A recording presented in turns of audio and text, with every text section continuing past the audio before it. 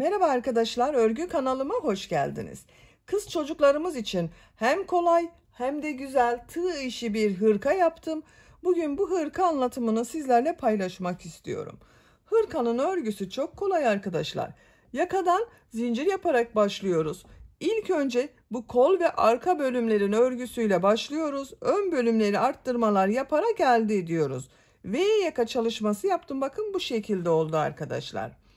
Burada bir düğme ile birleştirdim bakın. Model bölümü de çok güzel. Bakın bu şekilde çok kolay modelli bir hırka. Açık olarak görelim. Bakın arka görüntüsü böyle. En son bu yaka çevresinden pıtırcık modelleri yaptım. Bu beyaz bölümle yaptığım ve ön patlarla da uyumlu oldu bakın. Bu hırka örgüsünde iplik olarak pembe renk iplik kullandım. Kullandığım iplik üzerinde 100 gram iplikte 320 metre var. Bu iplikten 1,5 adet iplik kullandım arkadaşlar. Çok az da beyaz renkli iplik kullandım. Bakın. Çok az beyaz renkli iplik kullandım. Ben bugün bu renk iplik ve bu marka ipliği kullandım. Marka söylemiyorum. İstediğiniz marka iplikleri kullanabilirsiniz arkadaşlar. Siz tercihinize göre İstediğiniz marka iplik ve renkleri kullanarak bu hırka örgüsünü yapabilirsiniz. Her renk ile çok güzel oluyor. Tığ olarak 5 numara 3 milimetre tığ kullandım. Benim elim çok sıkı değil. Yaptığım tığ işi örgüler bakın yumuşak oluyor arkadaşlar. Eliniz sıkıysa küçük numaralı tığ kullanırsanız yaptığınız örgüler sert olur. Tığ işi örgülerde el sıkı olduğu zaman örgü sert oluyor. Onun için 3,5-4 milimetre tığları kullanırsanız çok daha güzel olur arkadaşlar. Bir tane de düğme kullandığımı söyledim. Bakın buraya şu şekilde takıyorum. Çok güzel oluyor. Hırkanın ölçülerini videonun sonunda ölçerek gösteriyorum arkadaşlar. Oradan bakabilirsiniz. Ben bugün 6-12 aylık bir bebek için yaptım. Ama siz 1-2 yaş arası çocuk için yapacaksanız bu arttırma sırasını benim yaptığımdan 1-2 sıra fazla yaparsanız 1-2 yaş arası çocuk için olacaktır. Daha küçük yapmak istiyorsanız da bu arttırma sırasını bir sıra eksik yaparsanız 3 aylık bebek için olacaktır arkadaşlar. Daha büyük yaştaki çocuklar için yapmak istiyorsanız da bu kol ve arka bölümde bulunan ilmek sayısını her yaş için 2'şer ilmek arttırırsanız daha büyük çocuklar için de yapabilirsiniz. İpliği tığı hazırlayalım. Hep birlikte bu güzel ve kolay bebek hırkasının örgüsüne başlayalım. Örgü kanalıma abone değilseniz abone olmayı unutmayın lütfen. Örgü kanalıma abone olmak ücretsiz. Örgü kanalıma ücretsiz abone olup orada bulunan zil şeklini dokunarak açık yaparsanız kanalıma video yüklediğim zaman ilk önce size bildirim gelir. Örgülerimden herkesten önce sizin haberiniz olur. İzlediğiniz videolarıma beğeni ve yorumlarınızı yaparsanız çok sevinirim arkadaşlar. Hepinize kolay gelsin. İyi çalışmalar. Örgüye yakadan zincir yaparak başlıyoruz. Zincir yapabilmek için ilk ilmeği ben bak bu şekilde yapıyorum. Size nasıl kolay geliyorsa ilk ilmeği öyle yapabilirsiniz. Zincirleri yapmaya başlıyorum. Çok sıkı olmayan zincirler yapıyorum arkadaşlar. Bak çok sıkı yapmıyorum zincirleri. 55 zincir yapalım. 55 zinciri yaptım. Çok sıkı yapmadım zincirleri arkadaşlar bakın. Bu 55 zincirin kaç santimetre olduğunu ölçüyorum. 21 santimetre zincir uzunluğu var. İnç olarak da ölçüyorum. 8 inci geçiyor bakın. Çok kısa gelebilir size arkadaşlar bu uzunluk. Bu zincirlerin içerisinde ön bölümler yok. Ön bölümleri arttırarak yapacağız. Kol ve arka bölümün zincirleri bunlar. Yarım trabzan yapıyoruz. Tığ üzerine iplik alıyorum. 2 ilmek atlıyorum. 1, 2, 3. ilmeğe yarım trabzan yapıyorum. 2 zincir yapıyorum. Arttırma yeri için 2 zincir yapıyorum. Bu yaptığım bak 2 ilmek atladığım bir yarım trabzan oluyor. Bir yarım trabzan da buraya yaptım. Burası ön bölüm. Tığ üzerine iplik alıyorum. Bu ilk ilmek içine kol bölümü için ilk yarım trabzanı yapıyorum. Kol için 14 yarım trabzan yapıyorum. 1 2 3 4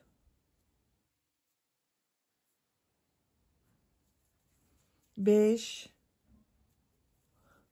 6 7 8 9 10 11 12 13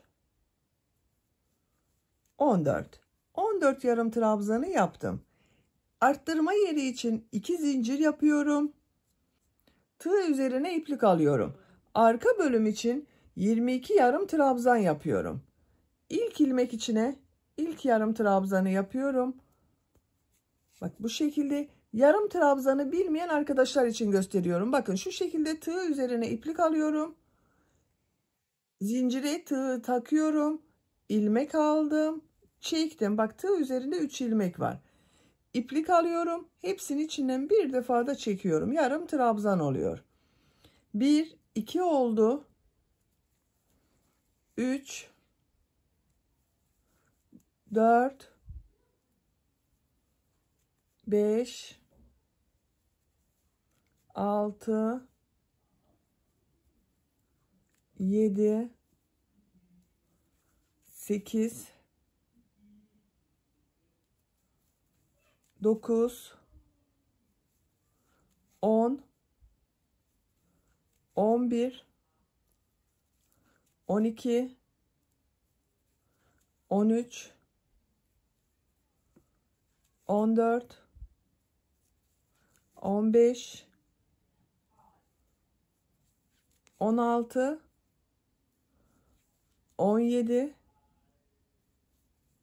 18 19 20 21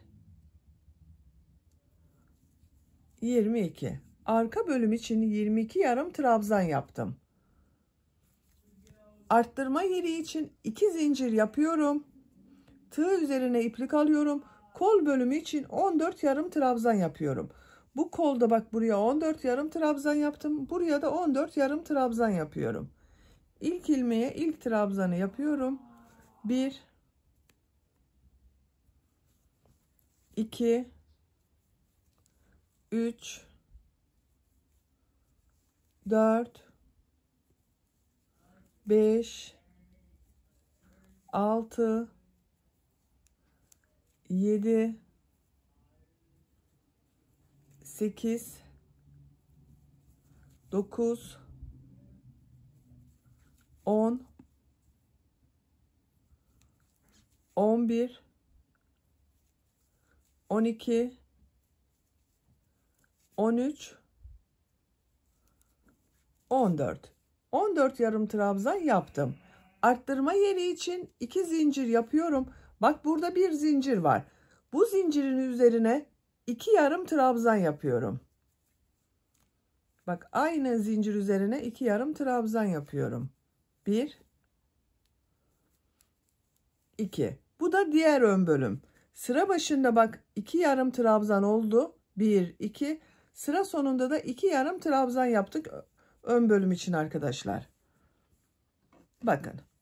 Bu sırada yaka ayrımlarını yaptım.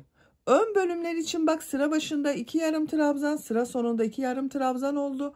Kol bölümleri için 14 yarım trabzan, arka bölüm için de 22 yarım trabzan yaptım.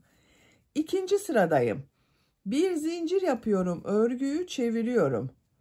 Tığ üzerine iplik alıyorum.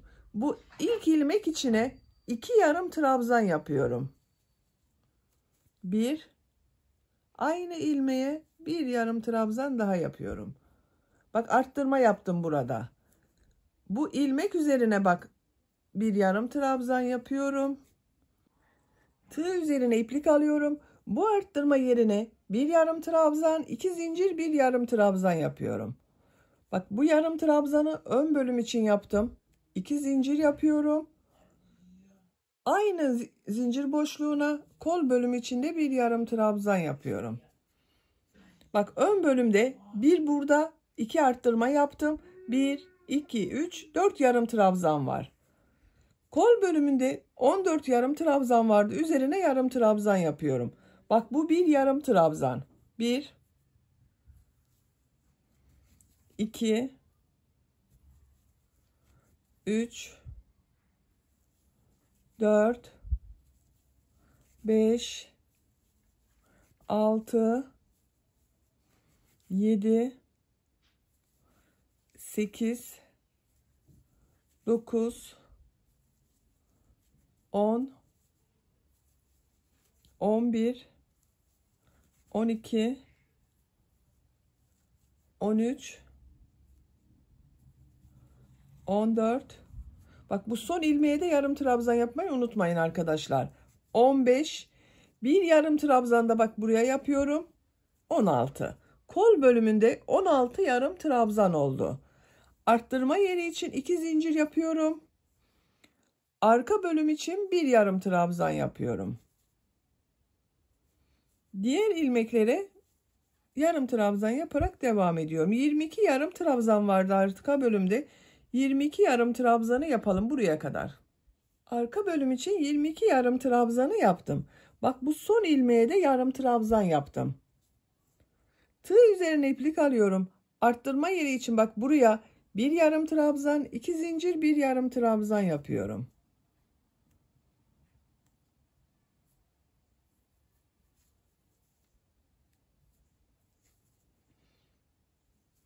Kol bölümünde bulunan ilmekler üzerine yarım trabzan yaparak devam ediyorum. Bakın arkadaşlar, arttırma yerlerinde bir yarım trabzan, 2 zincir, bir yarım trabzan yapıyoruz. Diğer ilmekler üzerine birer defa trabzan yapıyoruz. Bu arttırma yerine kadar devam edelim. Arttırma yapacağım yere kadar kol bölümünde bak 14 yarım trabzanı yaptım. Arttırma yerine bir yarım trabzan, 2 zincir, bir yarım trabzan yapıyorum.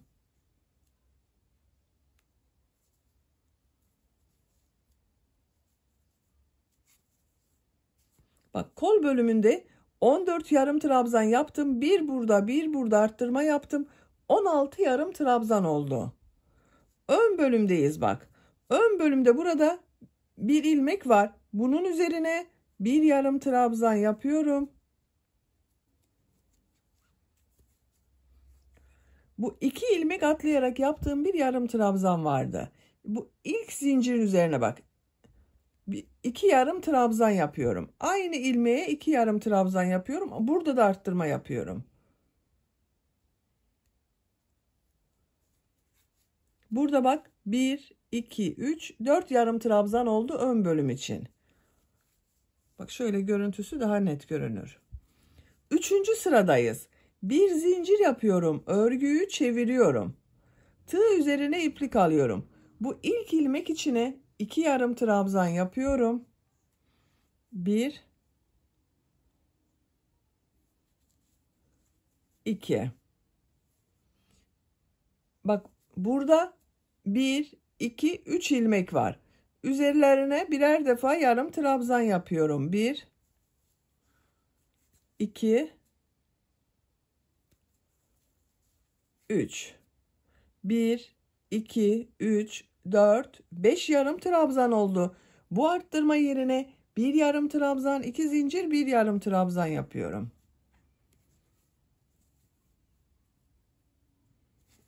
Bak, ön bölümde bu sırada 6 yarım trabzan oldu. 1, 2, 3, 4, 5, 6. Her sırada ön bölüm bir burada arttırma yapıyoruz, bir burada arttırma yapıyoruz. 2 yarım trabzan artması olacak arkadaşlar. Kol bölümleri ve arka bölümlerde de ikişer ilmek arttırması olacak. Diğer ilmekler üzerine yarım trabzan yaparak devam ediyorum. Arttırma yerine kadar devam edelim. Arttırma yerine kadar yarım trabzanları yaptım. Bak, bu son ilmek üzerine yarım trabzan yapmayı unutmayın arkadaşlar, yoksa eksilme olur. Dediğim gibi her sırada her bölümden ikişer yarım trabzan artması olacak. Arada bir sayarsanız şaşırmamış olursunuz. Tığ üzerine iplik alıyorum. Arttırma yerine bir yarım trabzan, 2 zincir, bir yarım trabzan yapıyorum.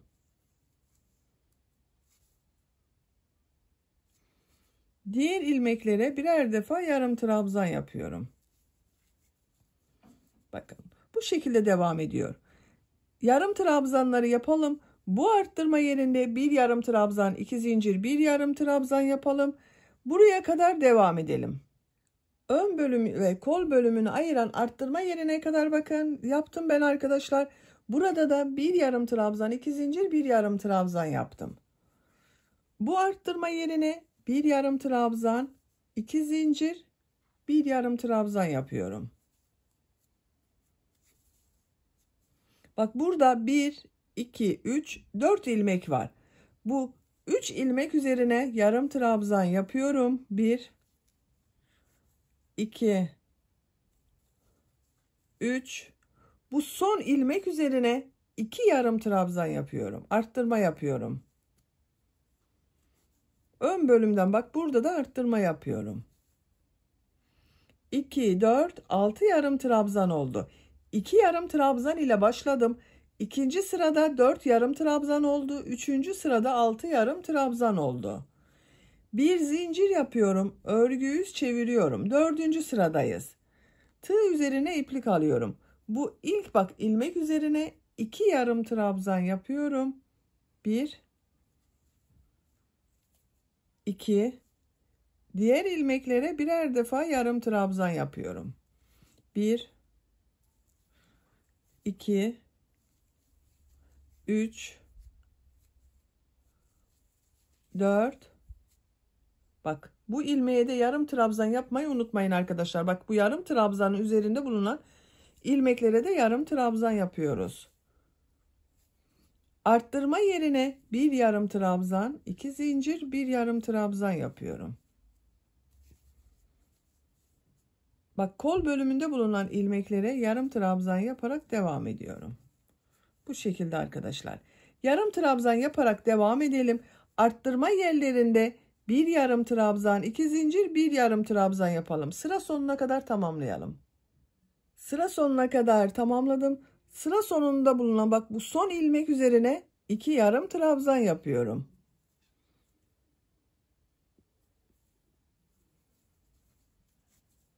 Bu ön bölümde de 1, 2, 3, 4, 5, 6, 7, 8 yarım trabzan oldu. Arttırma yerlerinde bir yarım trabzan, 2 zincir, bir yarım trabzan yaptım. Bakın arkadaşlar görüntüsü böyle. 5. sıradayız. Bir zincir yapıyorum. Örgüyü çeviriyorum. İlk ilmek üzerine yarım trabzan yapıyorum. Aynı ilmeğe bir yarım trabzan daha yapıyorum. 2 yarım trabzan oldu. Diğer ilmeklere birer defa yarım trabzan yapıyorum.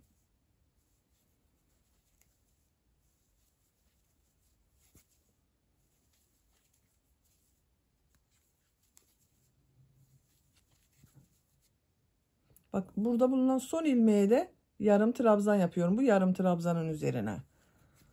Onu unutmayalım arkadaşlar. Arttırma yerine bir yarım trabzan, 2 zincir, bir yarım trabzan yapıyorum. Diğer ilmeklere birer defa yarım trabzan yapıyorum. Bakın arkadaşlar. Roba bölümünün örgüsü bu şekilde devam edecek. Ön bölümlerde bak bir burada bir burada arttırma yapıyorum. Bir burada bir burada. Diğer yerlerde de aynı şekilde bak bir burada bir burada burada burada burada burada.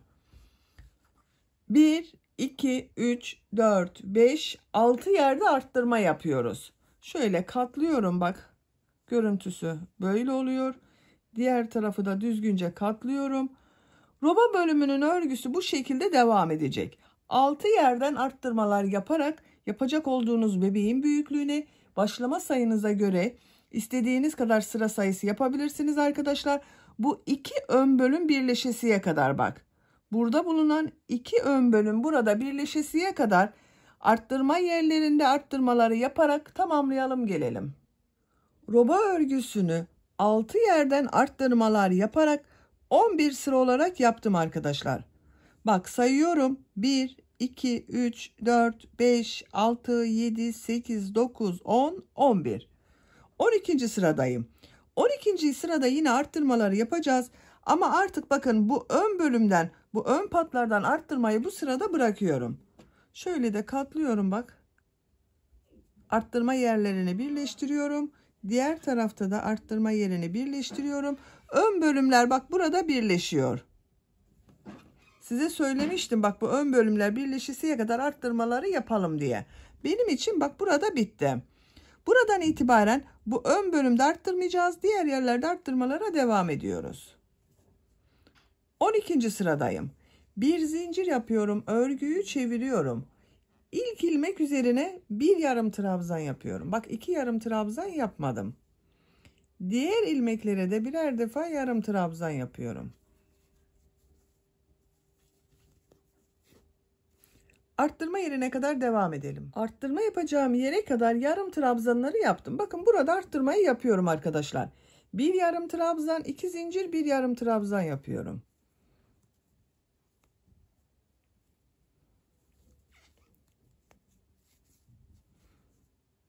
Diğer ilmeklere birer defa yarım trabzan yapıyorum.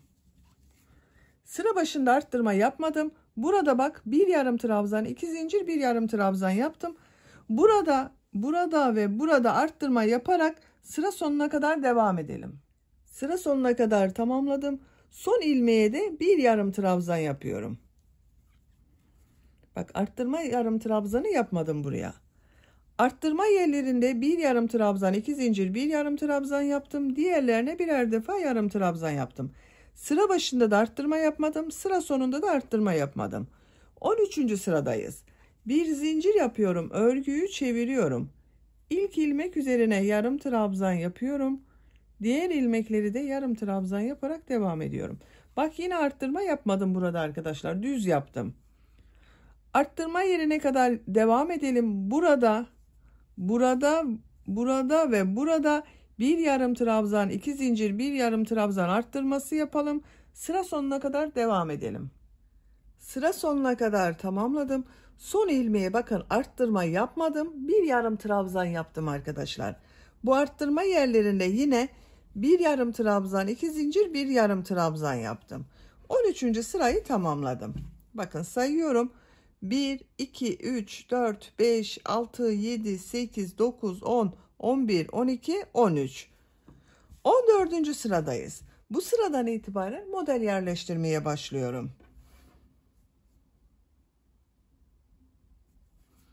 Bir zincir yapıyorum. Örgüyü çeviriyorum. İlk ilmek üzerine trabzan yapıyorum. Tığ üzerine iplik alıyorum. Bir ilmek atlıyorum burada.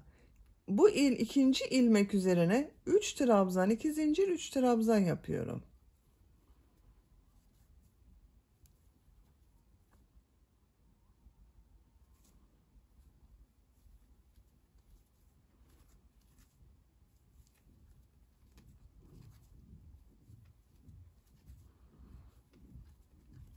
Aynı ilmeğe 3 trabzan, 2 zincir, 3 trabzan yaptım. 2 ilmek atlıyorum. 3. ilmeğe 1 trabzan yapıyorum. 2 ilmek atlıyorum. 3. ilmeğe 3 trabzan, 2 zincir, 3 trabzan yapıyorum.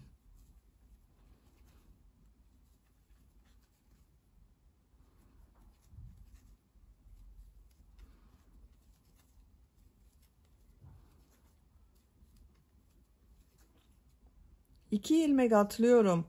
Bir trabzan yapıyorum. 2 ilmek atlıyorum. 3 trabzan, 2 zincir, 3 trabzan yapıyorum.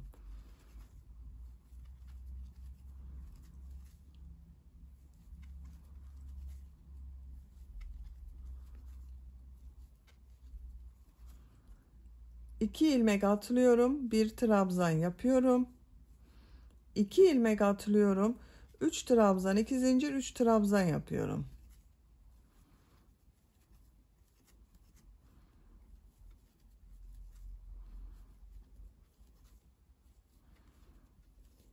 Bakın arkadaşlar 4 modeli yaptım. üzerine iplik alıyorum. Bu arttırma yerine bir model yapacağız. Burada 2 ilmek var. Bakın modelden sonra bir trabzan yapacağız. Bir ilmeği atlıyorum. Bu ilmek üzerine bir trabzan yapıyorum. Tığ üzerine iplik alıyorum. Arttırma zinciri olan bu 2 zincir üzerine 3 trabzan, 2 zincir, 3 trabzan yapıyorum.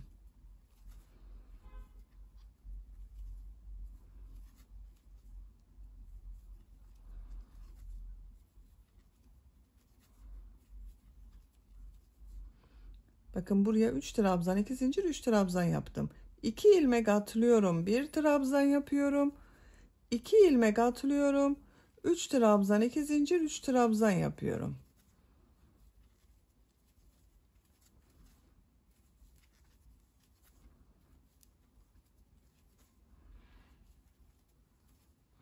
Bakın burada modelin denk gelmesi için bir ilmek atladım. Trabzandan sonra ilmek atlamadım. Bu 2 zincir üzerine 3 trabzan, 2 zincir, 3 trabzan yaptım. Arttırma yaptığımız buraya kadar modelleri yaparak devam edelim. Arttırma yapacağım yere kadar modelleri yaptım. Bakın görüntü böyle oldu. Tığ üzerine iplik alıyorum. Burada bir ilmek var arkadaşlar. Bu bir ilmeği atlıyorum. Bu arttırma yerine burada bir trabzan yapıyorum. Bakın burada model yaptım. Burada trabzan yapıyorum arttırma yerine. Tığ üzerine iplik alıyorum. 2 ilmek atlıyorum. 3 trabzan, 2 zincir, 3 trabzan yapıyorum.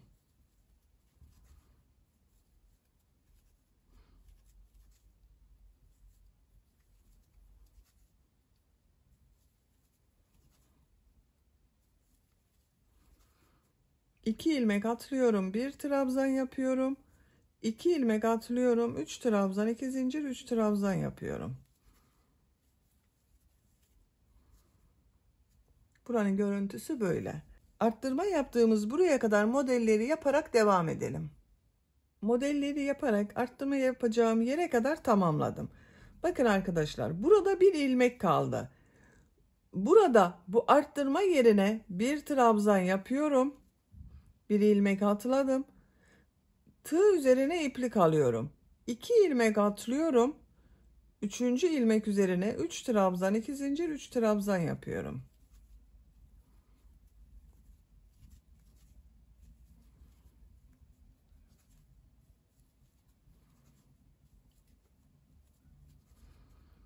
İki ilmek atlıyorum, bir trabzan yapıyorum. 2 ilmek atlıyorum, 3 trabzan, 2 zincir, 3 trabzan yapıyorum. Bakın model devam ediyor. Burada yaptığımız gibi bakın arttırma yerine bir trabzan yaptım. Bu arttırma yerine kadar devam edelim. Arttırma yaptığım yere kadar modelleri yaptım. Buraya bir trabzan yaptım arkadaşlar. Bakın burada bir ilmek var. Bu ilmeği atlıyorum. Arttırma yaptığım bu 2 zincir üzerine 3 trabzan, 2 zincir, 3 trabzan yapıyorum.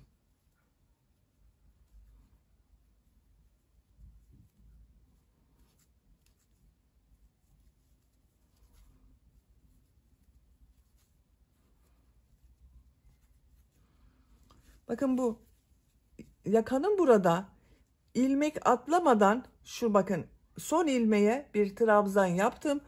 Bu ön bölümde de aynı şekilde yapıyorum. Bakın modelden sonra bu ilk ilmek üzerine bir trabzan yapıyorum. Tığ üzerine iplik alıyorum. 2 ilmek atlıyorum.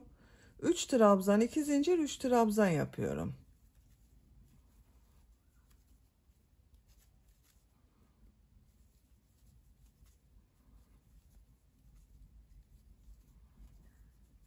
İki ilmek atlıyorum, bir trabzan yapıyorum. 2 ilmek atlıyorum, 3 trabzan, 2 zincir, 3 trabzan yapıyorum. Sıra sonuna kadar devam edelim. Sıra sonuna kadar modelleri tamamladım. Tığ üzerine iplik alıyorum. Bakın burada 2 ilmek var. Bir ilmek atlıyorum. Son ilmeğe bir trabzan yapıyorum. Sıra başında bir trabzan ile başladım. Bir ilmek atladım, model yaptım. Model sırasını böylece tamamladım arkadaşlar. Bakın görüntü böyle oldu. Bir sıraya kaç model yaptığımı sayıyorum. 2, 4, 6, 8, 10, 12, 14, 16, 18, 20, 22, 24, 26, 28, 30. Bir sıra üzerinde 30 model var.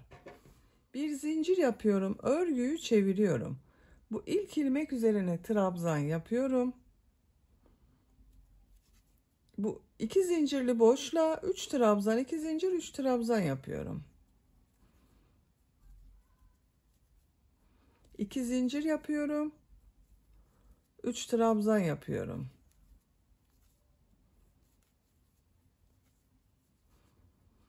Tığ üzerine iplik alıyorum. Bu bir trabzan üzerine bir trabzan yapıyorum. Model üzerine 3 trabzan, 2 zincir, 3 trabzan yapıyorum.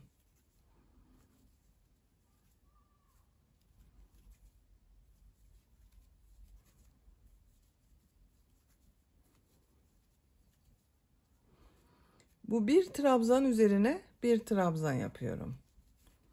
Bakın arkadaşlar, model aynı şekilde devam ediyor. Bir alt sırada yaptığımız model gibi.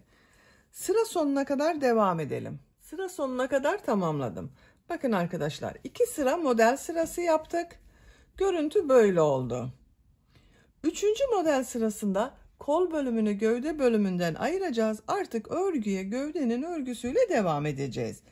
Benim bu bir sıra üzerinde 30 model var. Bu sırada bakın, başlamadan önce ayrımlarını yapalım. 1, 2, 3, 4 model sayıyorum. Bu trabzan üzerine, bakın trabzan üzerinde bulunan ilmeğe bir işaret yapıyorum. 4 modeli ön bölüm için yaptım. 2, 4, 6, 7 model sayıyorum. Bu ilmeğe işaret yapıyorum.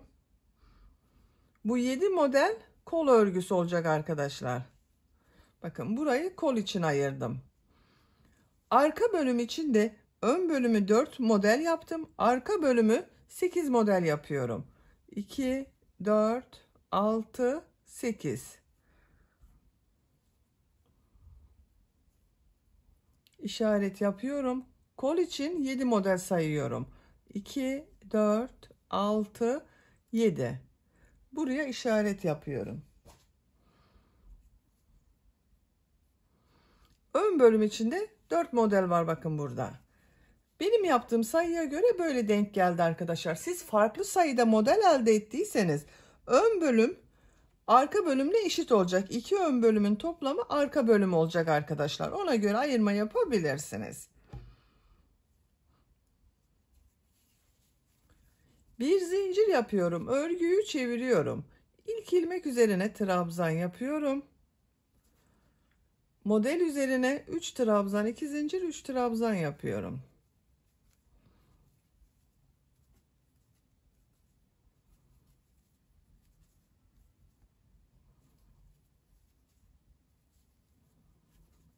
Bu bir trabzan üzerine bir trabzan yapıyorum. İşaret yaptığım buraya kadar devam edelim. Ön bölüm için 4 modeli yaptım.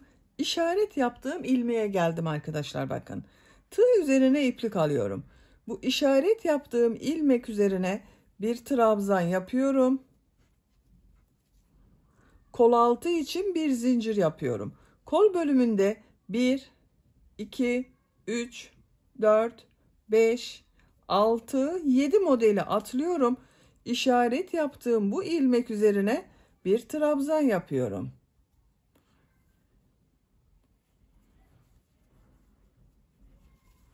Bakın, kol altında bir zincir yaptım. Ön ve arka bölümü birleştirdim. Tığ üzerine iplik alıyorum. Model üzerine 3 trabzan, 2 zincir, 3 trabzan yapıyorum.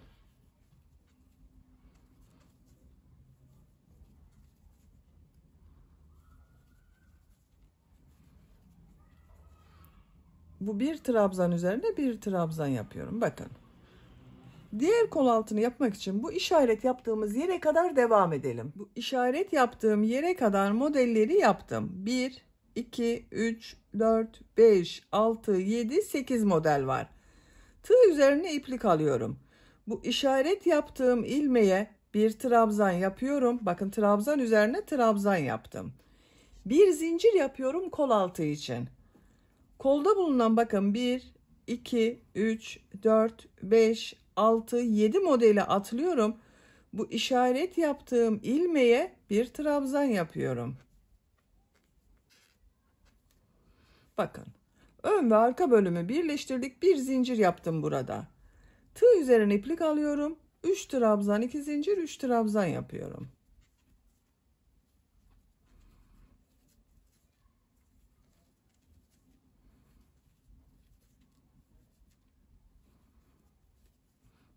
Bir trabzan üzerine bir trabzan yapıyorum. Sıra sonuna kadar devam edelim. Sıra sonuna kadar yaptım.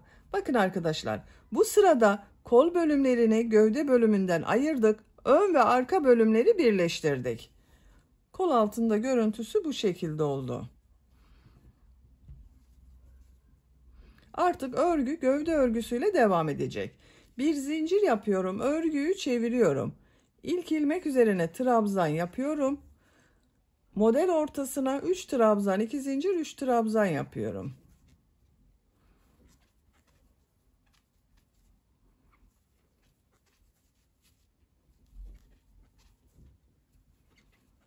Bir trabzan üzerine bir trabzan yapıyorum. Bu kol altını yaptığımız yere kadar devam edelim. Kol altına kadar modelleri yaptım. 4 modeli yaptım. Bakın aralarda birer trabzan yaptım. Kol altını olduğu yerdeyim.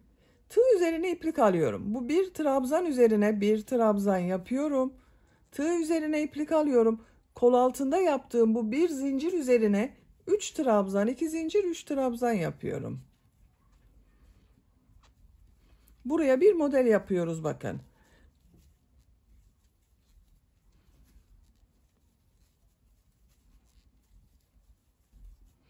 Tığ üzerine iplik alıyorum. Bu bir trabzan üzerine bir trabzan yapıyorum. Model üzerine 3 trabzan, 2 zincir, 3 trabzan yapıyorum.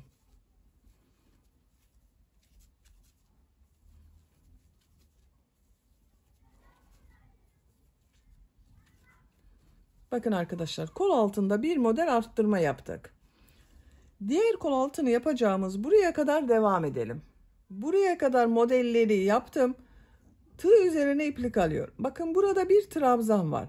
Trabzan üzerine bir trabzan yapıyorum. Bak modelden sonra bir trabzan yaptım. Tığ üzerine iplik alıyorum. Kol altında yaptığım bu bir zincir üzerine 3 trabzan, 2 zincir, 3 trabzan yapıyorum.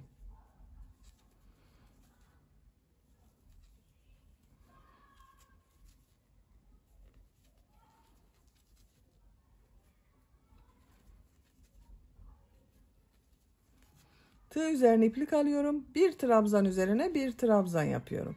Bakın burada bir model arttırma yaptık arkadaşlar. Model üzerine 3 trabzan, 2 zincir, 3 trabzan yapıyorum.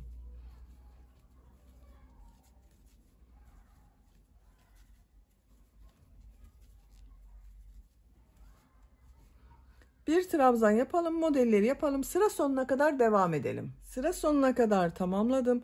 Son ilmek üzerine bir trabzan yaptım. Bir zincir yapıyorum. Örgüyü çeviriyorum. İlk ilmek üzerine trabzan yapıyorum.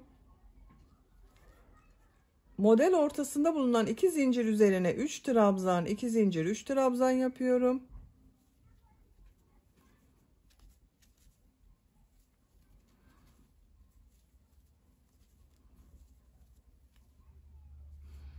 Bu bir trabzan üzerine bir trabzan yapıyorum. Bu şekilde arkadaşlar. Bu kol altında yaptığımız, bakın buraya kadar devam edelim. Kol altında yaptığım modele kadar modelleri tamamladım. Bakın burada bu bir trabzan üzerine bir trabzan yapıyorum.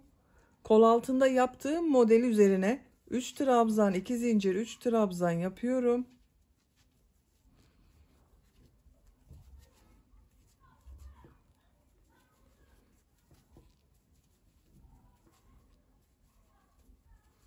Tığ üzerine iplik alıyorum. Bakın bu bir trabzan üzerine bir trabzan yapıyorum. Diğer modeli devam ediyorum. 3 trabzan, 2 zincir, 3 trabzan yapıyorum.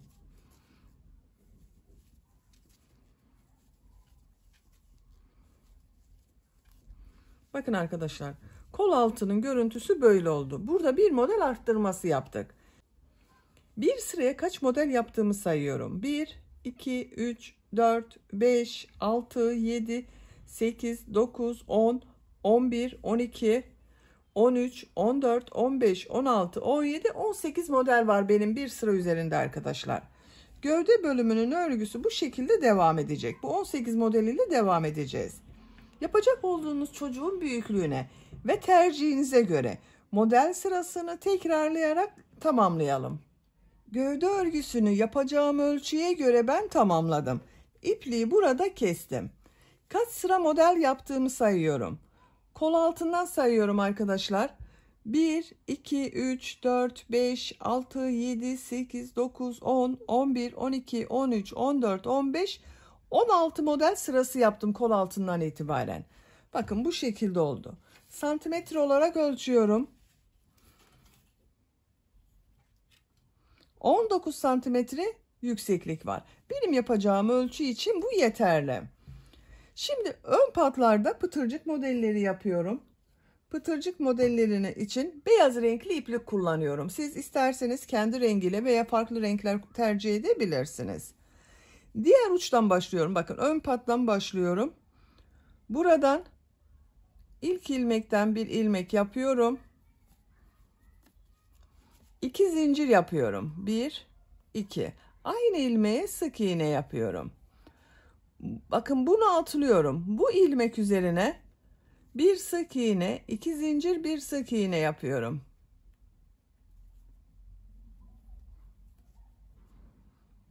Bu ilmeği atlıyorum. Bu ilmek üzerine bir sık iğne, 2 zincir, bir sık iğne yapıyorum. Bakın bu boşluğu atlıyorum. Bu ilmek üzerine bir sık iğne, 2 zincir, bir sık iğne yapıyorum. Bu şekilde pıtırcık modelleri yapıyorum. Bu yaka ve yakayı bitirdiğimiz modele başladığımız yere kadar devam edelim. Pıtırcık modellerini yaparak bakın buraya kadar tamamladım. Görüntüsü böyle. Buraya düğme iliği yapmak istiyorum bir tane. Siz isterseniz bağlamalı olarak da yapacaksanız pıtırcık olarak devam edebilirsiniz. Bir ilmek atlıyorum. Bu ilmek içine bir sık iğne yapıyorum. Düğme iliği için 6 zincir yapıyorum. 1, 2, 3, 4, 5, 6. Aynı ilmek içine sık iğne yapıyorum. Bu ilmeği atlıyorum. İkinci ilmeğe pıtırcık yapmak için bir sık iğne, 2 zincir, bir sık iğne yapıyorum. Bir ilmek atlıyorum. Bir sık iğne, 2 zincir, bir sık iğne yapıyorum. Burada yaptığım gibi pıtırcıkları devam ediyorum. Bakın düğme iliğini yaptım. Pıtırcık modelleri yaparak yaka çevresinde devam edelim. Diğer ön patta da pıtırcıkları yapalım. Buraya kadar devam edelim arkadaşlar. Pıtırcık modelleri yaparak buraya kadar tamamladım. Bakın diğer ön patta da pıtırcık modellerini yaptım. Yaka çevresine de pıtırcık modelleri yaptım. Bu etek ucunda olan modeller üzerine de sık iğne yapıyorum arkadaşlar. Siz isterseniz pıtırcıkla devam edebilirsiniz. İlmekler üzerine birer defa sık iğne yapıyorum. Bu 2 zincirli boşluğa 3 sık iğne yapıyorum. İlmekler üzerine bir sık iğne yapıyorum. Bu bir trabzan üzerine bir sık iğne yapıyorum. İlmekler üzerine bir sık iğne yapıyorum. Bu 2 zincirli boşluğa 3 sık iğne yapıyorum.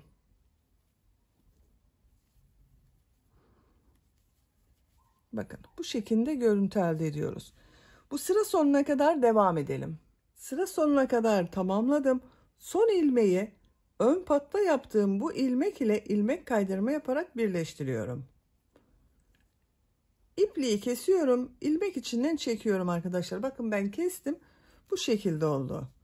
Bakın sık iğne yaptığımız yerin görüntüsü böyle. Dalga dalga görünüyor. Hırkanın gövde örgüsünü tamamladım. Şimdi kol örgüsünü yapalım. Bakın ben kol örgüsünün birisini hazırladım. Diğer kol örgüsünü sizinle yapalım. Her iki kol aynı şekilde oluyor arkadaşlar. Pembe renkli iplik ile kol altından başlıyorum. Bu kol altında bulunan ilmeğe iplik bağlıyorum.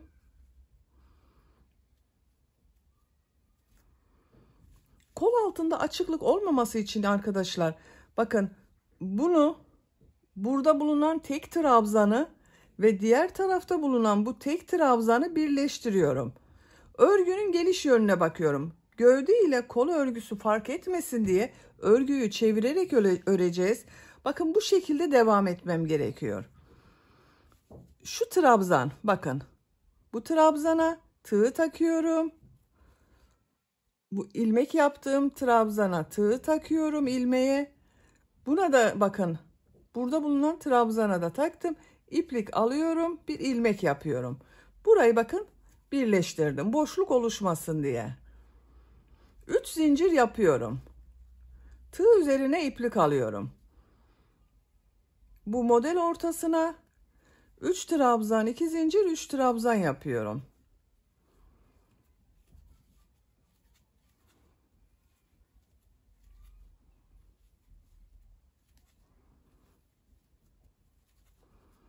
Bu bir trabzan üzerine bir trabzan yapıyorum.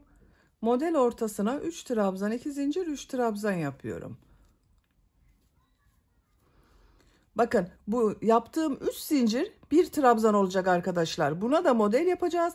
Bu arada bulunan trabzan olacak. Sıra sonuna kadar devam edelim. Modelleri yaparak sıra sonuna kadar tamamladım. 7 model yaptım arkadaşlar kol örgüsünde. 1, 2, 3, 4, 5, 6, 7. Bakın son yaptığım modeli bu sıra başında 3 zincir yaparak bir trabzan yaptım dedim. Bunun bu 3. zincire bakın tığ takıyorum. İlmek alıp ilmek kaydırma yaparak birleştiriyorum. Bakın burada bir trabzan yaptım. 3 zincir yapıyorum. Örgüyü çeviriyorum. Tığ üzerine iplik alıyorum. Model ortasına 3 trabzan, 2 zincir, 3 trabzan yapıyorum.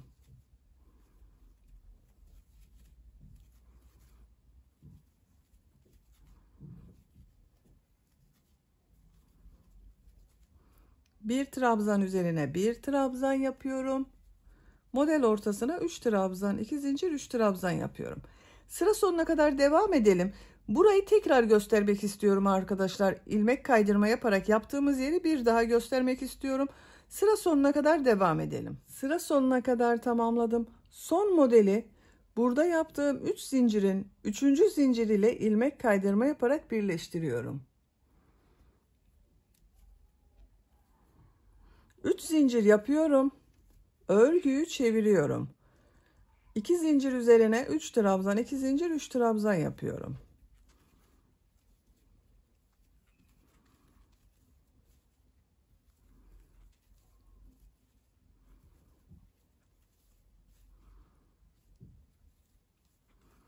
Bir trabzan üzerine bir trabzan yapıyorum. Sıra sonuna kadar devam edelim. Bu 3 zincir ile ilmek kaydırma yaparak birleştirelim. Kolun örgüsü bu şekilde devam edecek arkadaşlar. Bakın. 7 model ile devam ediyor. Ben bu kol örgüsünü buradan itibaren, bakın kola başladığım yerden itibaren 15 model sırası olarak yaptım. Bu kolun örgüsünde 15 model sırası yapıyorum. Siz gövde örgüsünü kaç sıra yaptıysanız 1 veya 2 sıra eksik yaparsanız kolun örgüsü güzel olur arkadaşlar. Kolun örgüsünü tamamlayalım. Kol örgüsünü 15 model sırası olarak yaptım. 1, 2, 3, 4, 5, 6, 7, 8, 9, 10, 11, 12, 13, 14, 15. İlmek kaydırma yaparak sıra sonunda birleştirdim. İpliği kesiyorum.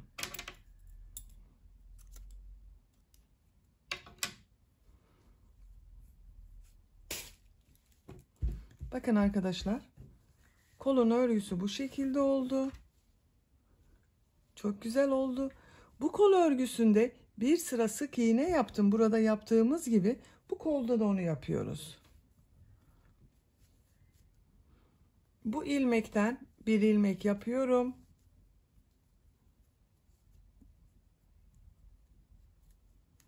Bir zincir yapıyorum. İlmek üzerine sık iğne yapıyorum. Bir sıra sık iğne yapıyoruz. Bakın ilmekler üzerine.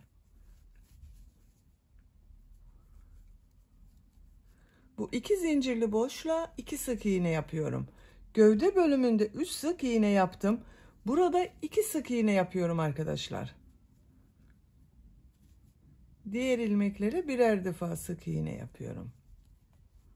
Sıra sonuna kadar devam edelim. Sıra sonuna kadar sık iğneyi yaptım. Son ilmeği ilk yaptığım bu ilmek ile ilmek kaydırma yaparak birleştiriyorum. İpliği kesiyorum. İpliği ben kestim arkadaşlar, bakın. İlmek içinden çekiyorum. Kol ucunun görüntüsü böyle oldu, bakın. Diğer kol örgüsünde bu kol örgüsünü başladığımız gibi başlayıp tamamlayabilirsiniz. Aynı oluyor. Böylece hırkanın örgüsünü bitirmiş oldum. Şimdi bu yaka çevresinin burayla da uyumlu olsun diye bir sıra pıtırcıklı bir model yapıyorum arkadaşlar. Siz isterseniz hırkayı bu şekilde sade olarak kullanabilirsiniz. Beyaz renkli iplik ile. Bakın, düğmeyi diktim. Şuradan yarım trabzanları yaparken burada ilmekler oluştu. Bakın, bu ilmeklere model yapıyorum. Buradan başlıyorum. İlmek yaptım. 1 2 3 zincir yapıyorum. Aynı ilmeğe sık iğne yapıyorum. Bir ilmek atlıyorum. İkinci ilmeğe bir sık iğne, 3 zincir, bir sık iğne yapıyorum.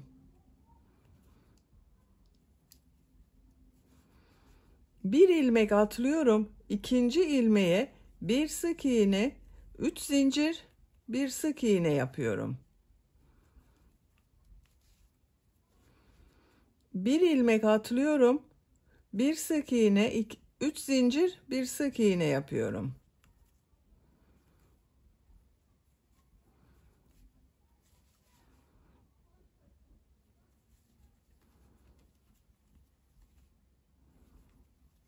Bakın. Bu şekilde modeller oluşuyor arkadaşlar. Yakanın çevresinde modelleri yapalım. Bakın, tamamında yapacağız arkadaşlar. Buraya kadar tamamlayalım, gelelim. Sıra sonuna kadar pıtırcık modelini yaptım. Bakın, bu ön patta pıtırcık yaptığım ilmeğe ilmek kaydırma yaparak birleştiriyorum. İpliği kesiyorum. Ben ipliği kestim arkadaşlar. İlmek içinden çekiyorum. Bakın, görüntü bu şekilde oldu.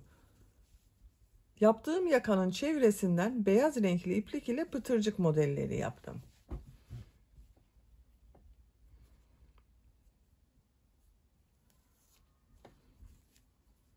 İplik ucunu da burada kaybediyorum. İlmeklerden çekerek. Burada yaptığım düğmeye taktım. Bakın, bu şekilde oldu arkadaşlar. Çok güzel oldu. Arka görüntüsü böyle. Çok güzel hırka oldu. Açık olarak da görelim. Bakın. Çok şirin oldu. Bitmiş olarak size ölçülerini söylüyorum. Kol altının buradan gövde genişliğini ölçüyorum.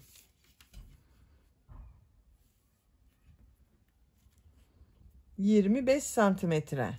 Yüksekliğini ölçüyorum. Kol altından gövde yükseklik 20 santimetre. Kol yüksekliğini ölçüyorum. Kol altından yükseklik 18 santimetre.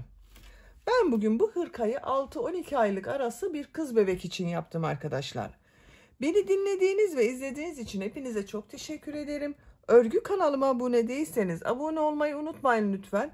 Örgü kanalıma abone olmak ücretsiz. Örgü kanalıma ücretsiz abone olup orada bulunan zil şeklini dokunarak açık yaparsanız kanalıma video yüklediğim zaman ilk önce size bildirim gelir. Örgülerimden herkesten önce sizin haberiniz olur. İzlediğiniz videolarıma beğeni ve yorumlarınızı yaparsanız çok sevinirim arkadaşlar. Sizlerle yeni örgülerde görüşmek dileğiyle. Hoşça kalın, sevgiyle kalın.